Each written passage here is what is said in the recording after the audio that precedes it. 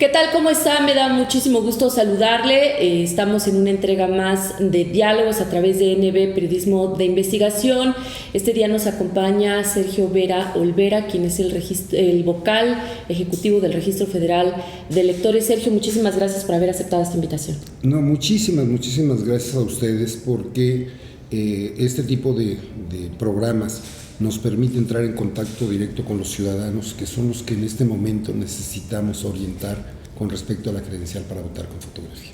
Así es. Este documento, Sergio, además de servir, por supuesto, para ejercer este derecho a votar, pues es un documento de identificación oficial y lamentablemente muchas veces no hacemos o no le tomamos la importancia debida porque no hacemos el canje, y en este momento me parece que el registro amplió este plazo para que la gente que no ha ido a renovar pueda votar el próximo 2 de junio. ¿Es así?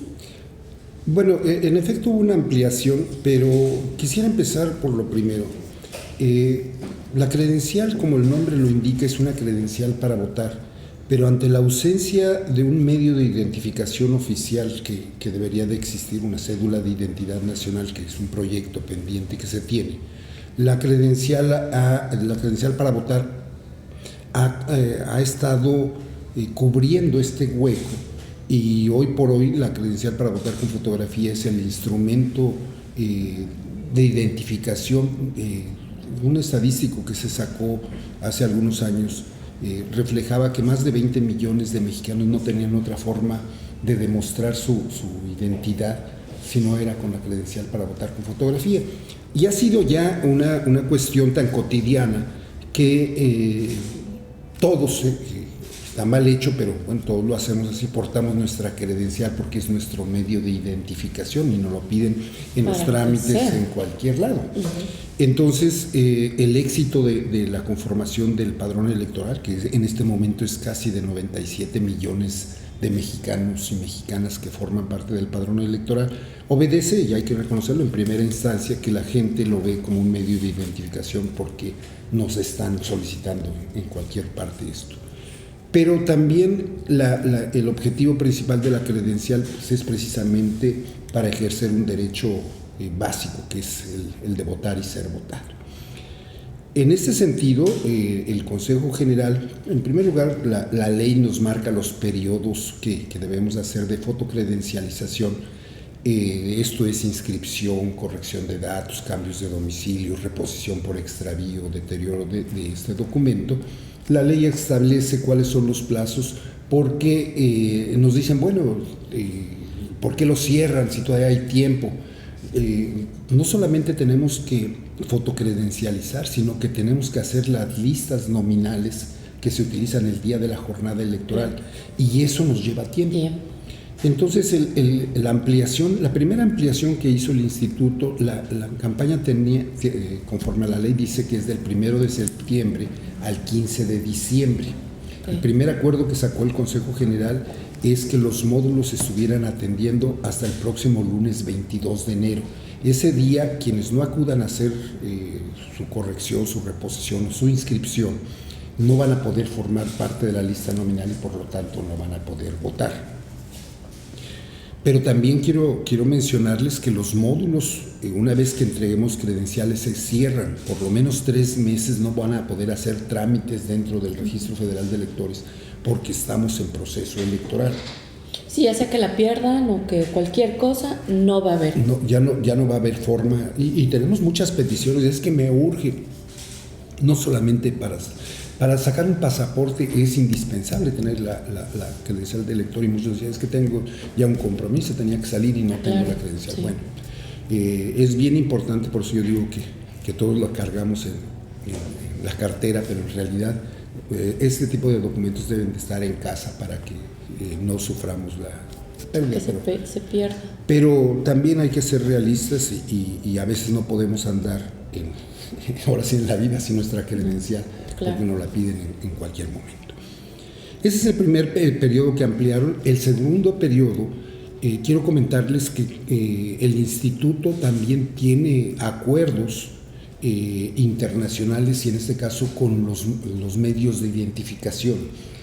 Dentro de los acuerdos internacionales, los medios de identificación señalan que ningún documento de identificación debe de tener más de 10 años de duración. Por lo tanto, nuestras credenciales para votar tienen una vigencia de 10 años. A diferencia de lo que es el caso del pasaporte que señalaba, el pasaporte dice vigencia hasta el 14 de febrero de tal. Sí. Nosotros es año completo. Nosotros decimos tu credencial vence en el 24, vence en el 25, vence en el 26. Antes recordarán las campañas que decían, si tu credencial es 03, 05, ve y cambia, tal. Obedecía a la vigencia de estos 10 años. Actualmente nosotros en la parte posterior, no, en la parte de enfrente de las credenciales, ahí dice el año de vigencia. Entonces todos los que vean que dice vigencia 23, quiere decir que perdieron vigencia el 31 de diciembre del 23, el año pasado. Okay. Pero el Consejo General ahí hizo la otra ampliación. En el caso concreto de Veracruz, 184,000 personas no cambiaron su credencial y la ley es muy clara, da la de baja del padrón y de la lista nominal. Pero en el afán de que estas personas puedan participar en la elección, la ampliación se hizo para que todas estas personas que no cambiaron su credencial y que la pueden hacer todavía, pero no la cambiaron, puedan votar el día de la jornada y por consiguiente va a darse de baja el 3 de junio. Okay. El 3 de junio se dan de baja esto. Es un proceso normal. Ahorita, por ejemplo, nosotros ya tenemos la cantidad de credenciales que van a perder vigencia el 24, o sea, este año. En el caso del estado de Veracruz, casi son 500,000 credenciales las que se van a estar dando de baja el 31 de diciembre. Pero como el año que entra también tenemos elecciones, hay que esperar que determine. A ver, si no hay alguna otra ampliación. Sergio, entonces, a ver, estos 184,000 ciudadanos que se les vencía su credencial al mes de diciembre del año pasado y que se amplió este periodo para poder votar, al día 22 de enero, ¿todavía pueden hacer algún trámite de renovación? Hasta el 22, reposición por pérdida de vigencia, se llama el término. Ok, entonces de aquí a que unos días más, una semana. El próximo lunes. Ok, ¿todavía podrían? Sí, hacer su cambio. Su cambio. Si no lo hacen, entonces el 3 de junio perderán esta vigencia y comenzará. Va a haber, ya después del proceso electoral, se vuelve a abrir el trámite para poder renovar y hacer todo lo demás. Sí, el caso del estado de Veracruz pues tiene su particularidad porque terminamos el proceso federal concurrente, y se llama concurrente porque el mismo día, en la misma casilla, van a poder votar por presidente de la República, por senadores, diputados federales, gobernador y diputados locales. El año que entra hay elección de presidentes municipales, ya que en el estado de Veracruz duran 4 años los presidentes municipales, y la ley nos dice que un día después de las elecciones se abren los módulos, pero tendremos que esperar ahora el calendario del proceso municipal, donde el instituto también hace o participa en estas elecciones, para que fijen los tiempos de cuándo va a ser la campaña, hasta cuándo la entrega de credenciales, cuándo entregamos listas nominales, etcétera, etcétera.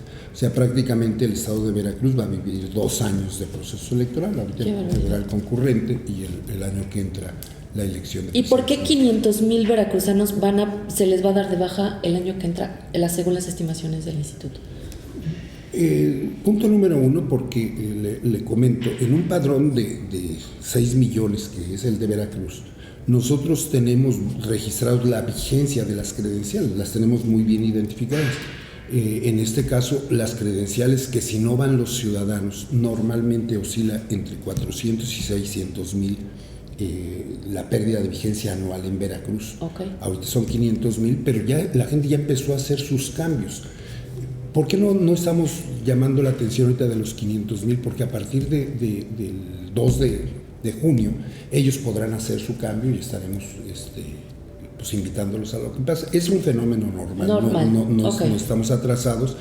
pero a lo mejor la contestación a una pregunta sería ¿cuántas credenciales pierden vigencia en Veracruz anualmente? Alrededor de 500,000. Ok, muy bien. Otra de las situaciones que se encarga el registro es esta nueva forma o estas nuevas formas de votar en el extranjero. Y bueno, ya se venía haciendo el voto a través de la papeleta. Hablábamos el otro día con usted respecto de este voto en el extranjero por una electrónica.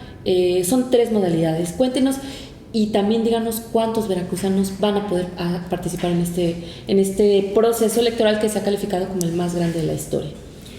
Es bien interesante porque en muchas ocasiones nos dicen, bueno, es un eslogan, recordaremos en el 21 se decía la elección más grande y ahora se vuelve a decir la elección más grande. ¿Siempre es la elección más grande? Siempre va a ser la elección más grande porque el padrón electoral es un instrumento vivo, está conformado por ciudadanos. Nos decían en una plática algo muy interesante. Nos decían, imagínense ustedes que desde un satélite o desde un dron pudiésemos sacar una fotografía del país y esa fotografía que se saque nada más sería válida, hablando de fotografía electoral, sería válida para ese día, porque todos los días en México la gente se cambia de domicilio, la gente cumple 18 años, la gente pierde la credencial, desgraciadamente mucha gente fallece y mucha gente es suspendida de sus derechos político-electorales. Entonces es un instrumento vivo que se tiene que mantener actualizado permanentemente. Nosotros ponemos el caso de la cartografía electoral, todos los días se abren calles, se cambian, se hacen centros, nuevos fraccionamientos. No sé si ustedes tienen conocimiento, pero el Instituto Nacional Electoral tiene un cuerpo de cartógrafos permanentes que recorren todas las localidades, las 20,000 localidades que tiene el estado de Veracruz, y lo hablo a nivel nacional, también se hace esto, de estar no solamente actualizando a los ciudadanos, sino también los espacios o el espacio geográfico donde los vamos a ubicar. Esto nos lleva a que en el padrón electoral mexicano nosotros no tenemos opción de decir yo quiero participar o no quiero participar en las listas nominales. Yo voy al módulo, me inscribo en el padrón, cuando recojo la credencial en automático me suben a la lista nominal y puedo votar. Pero no sucede así en el extranjero. Como ustedes saben, ya tenemos casi 3 años y medio, 4 años, que estamos fotocredencializando en los consulados de México en el extranjero. Personal de la Secretaría de Relaciones Exteriores son los que nos ayudan a hacer esta fotocredencialización, y las credenciales así señalan: credencial para votar de mexicanos residentes en el extranjero. Es una credencial similar, pero viene con los datos del ciudadano y de la dirección donde el ciudadano no la manifiesta. Y se conforma un padrón electoral. El caso de Veracruz oscila en 64,000 veracruzanos que han sacado su credencial en el extranjero. Y nuestra lista nominal oscila en los 25,000. Es mucho menor. Aquí en México estamos en una cobertura del 99%. O sea, hay, en otras palabras, nada más el 5% de todos los que forman parte del padrón no están en la lista nominal porque no han recogido la credencial. Una vez que la recojan, se sube. En el extranjero no, debe de mediar una solicitud donde dicen yo quiero inscribirme. Y ahí llegamos a la pregunta. Hay 3 formas de inscribirse a la lista nominal: a través de la página de voto de los mexicanos en el extranjero, desde el INE. Ahí le aparece. ¿Así se llama voto de los mexicanos en el extranjero. Okay. Y ahí en la página del instituto vienen las 3 modalidades, la que señalaba del tradicional del voto postal, que no es otra cosa que nosotros le enviamos la papeleta en físico o la boleta en físico. Ellos votan, la depositan en un sobre que ya les mandamos el porte pagado y se regresa a la Ciudad de México. Lo único que deben de medir es los tiempos, porque debe de llegar un día antes de la jornada electoral, o sea, el día 1 de junio a las 8 de la mañana. ¿Pero a partir de cuándo pueden empezar a votar?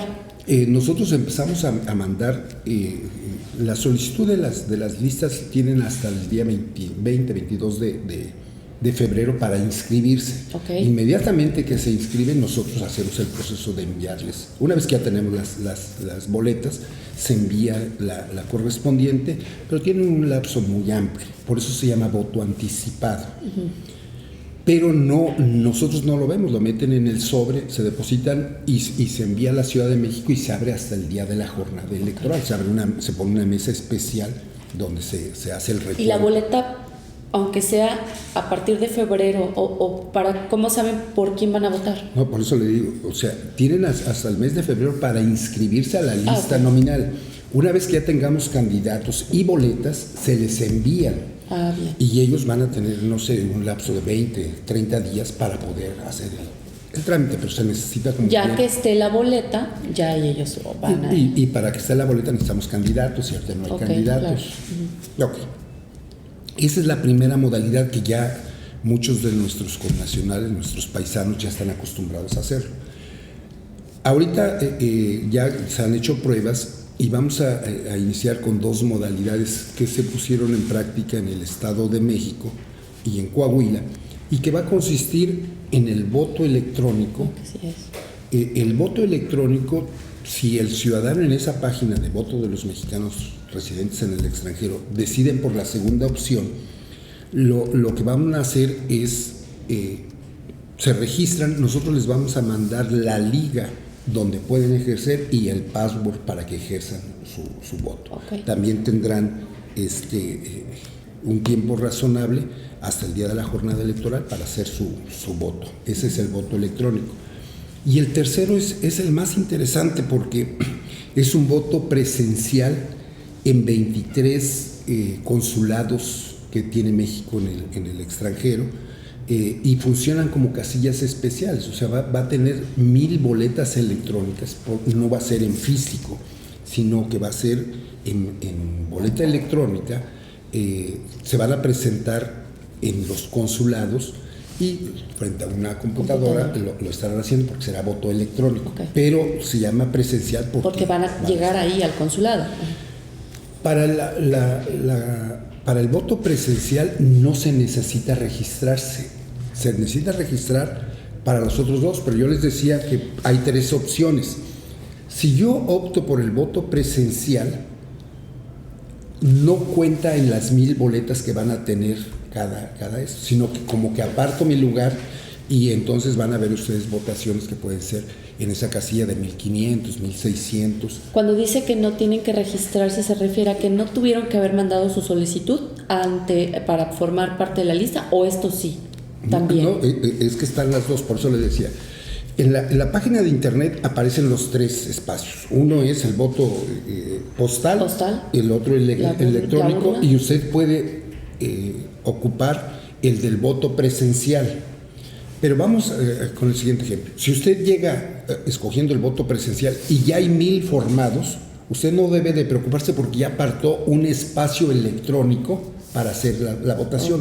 Por eso le decía que no necesariamente van a ser 1000 votaciones en una casilla especial, más los que hayan apartado su lugar en voto presencial. El día de la jornada electoral habrá 1000 espacios para votar. Me refiero al voto electrónico, y qué bueno que lo estamos haciendo así, porque podríamos confundir. El voto electrónico, el voto presencial, con los consulados que se van a establecer. Les repito, hay 1000 boletas electrónicas para hacerlo, y ahí no necesito haber solicitado mi inscripción. ¿Por qué? Porque pueden votar con credencial expedida en el extranjero o credenciales expedidas en México. Le pongo un ejemplo. Si usted el 2 de junio anda en Chicago o anda en Nueva York y quiere votar, va a la embajada y ahí puede votar. No necesita, el espacio se aparta para que yo quiero ejercer mi derecho al voto y me apartan mi lugar. Los otros es 1000 boletas para todos los radicados en el extranjero o los que están en tránsito en el extranjero.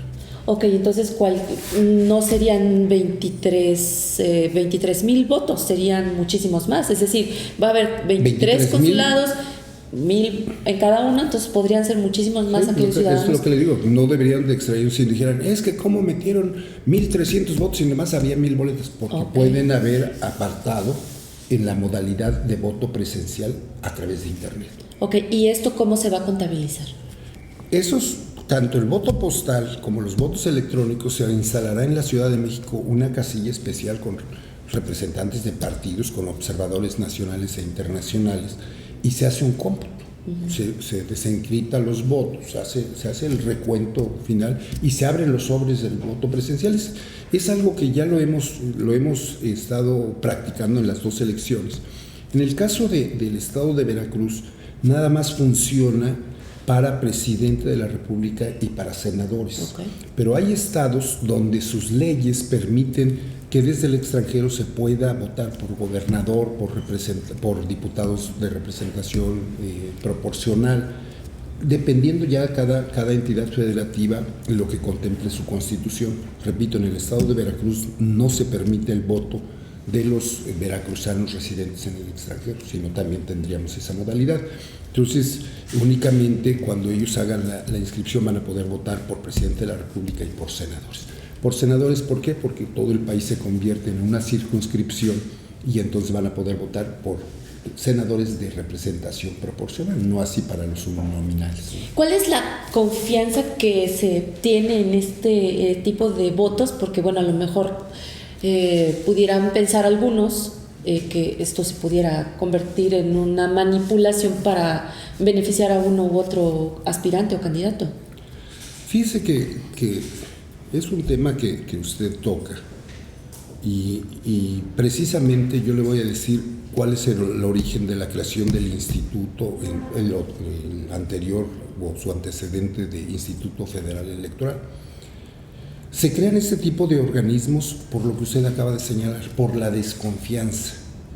La desconfianza hacia el órgano electoral, hacia los instrumentos electorales. No podemos ocultar que el parteaguas de toda esta desconfianza fue el proceso del 88. Ese proceso que estuvo viciado de todos los orígenes. Recordarán que los órganos electorales dependían del Poder Ejecutivo, era una manipulación no solamente de los órganos que eran presididos, les repito, el secretario de Gobernación era el presidente de la Comisión Federal Electoral, en los estados los secretarios de gobierno eran los que presidían esto.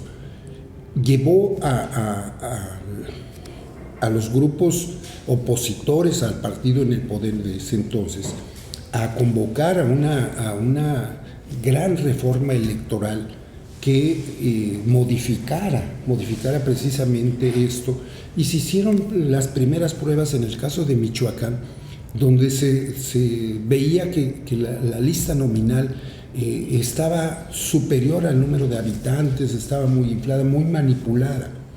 Cuando se crea el instituto venía a resolver el problema de credibilidad ante los órganos electorales y los instrumentos. ¿Cuáles eran los instrumentos? El padrón, la lista nominal, la ubicación de casillas, cómo se integraban normalmente los profesores o algunos sectores del partido en el poder en ese entonces, manipulaba todo esto.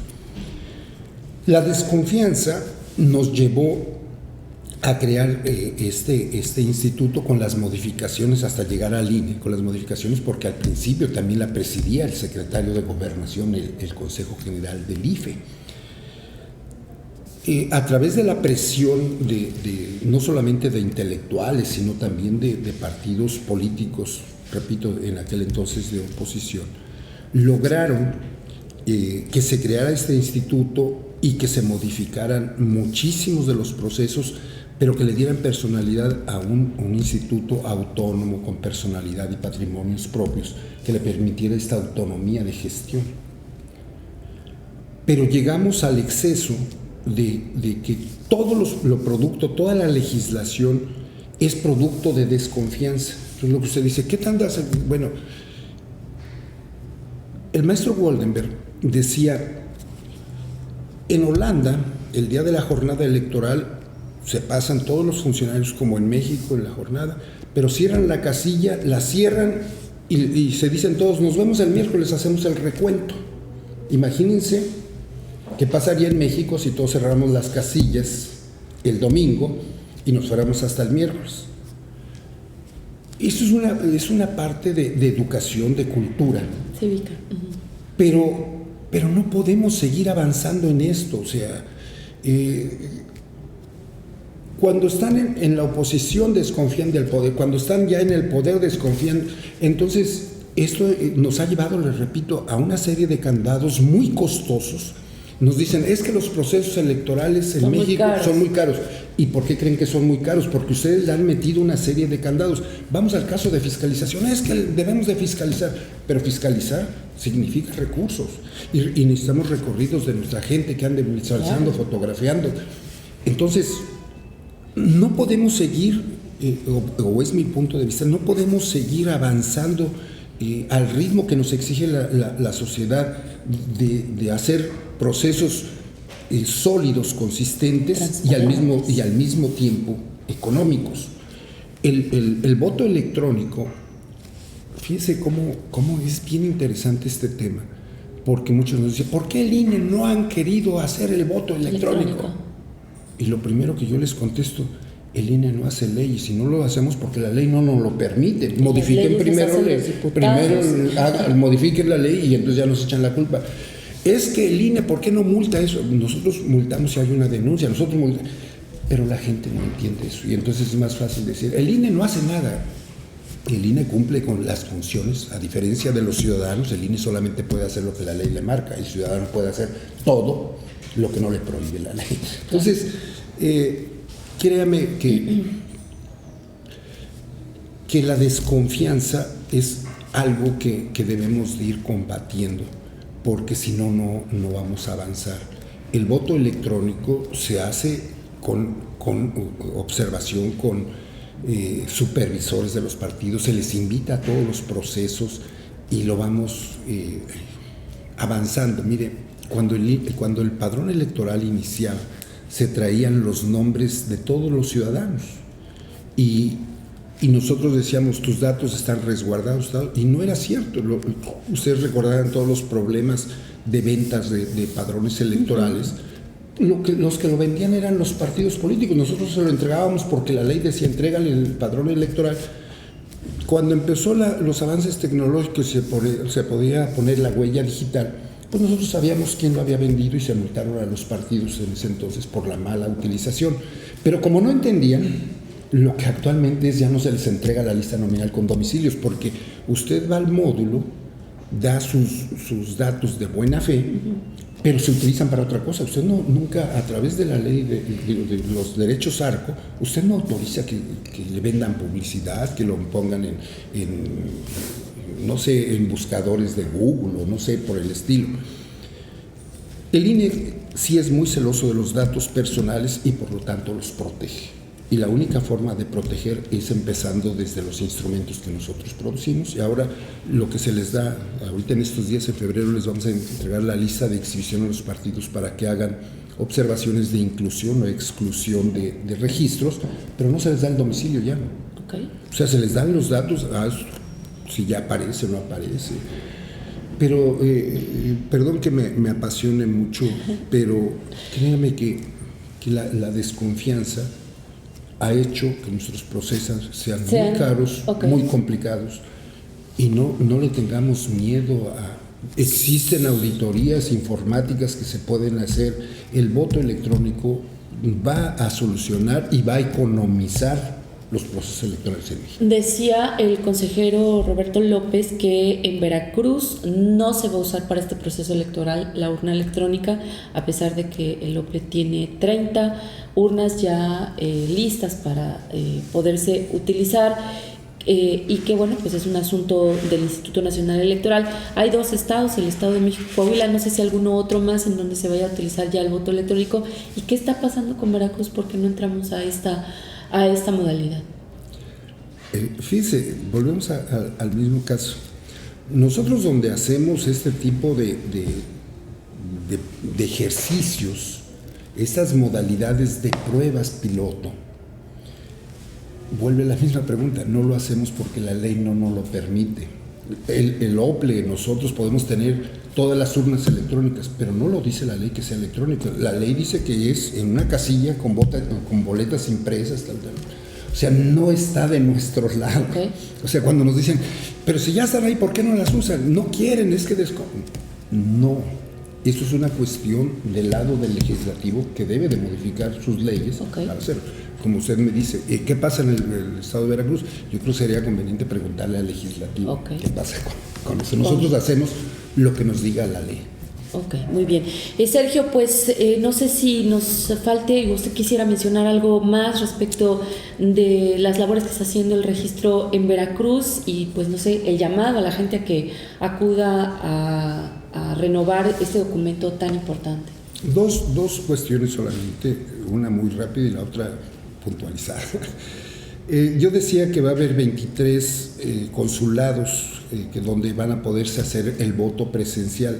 Son 20 en la Unión Americana, una en Toronto, Canadá, una en España y otra en París. En estos consulados, si quieren checarlo, también métanse a la página de mexicanos residentes en el extranjero, el voto de los mexicanos residentes en el extranjero, ahí aparecen, pero sobre todo en los estados donde hay mayor presencia de mexicanos. California, Texas, Nueva York, no sé, son 20 consulados en la Unión Americana y repito, si viven en Europa pues tendrían que trasladarse o a París o en la embajada en París y en la embajada de España, en Madrid, y la de Toronto para el canadiense, ahí tenemos mucho. Ese es el tema de la votación, y lo que yo sí quiero tocar, el último punto, es los plazos. No hay ampliación de plazos para el cierre de módulos.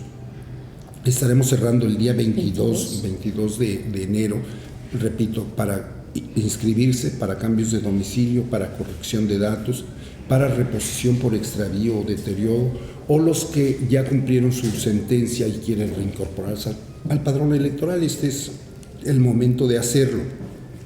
¿Cómo estaremos funcionando este fin de semana?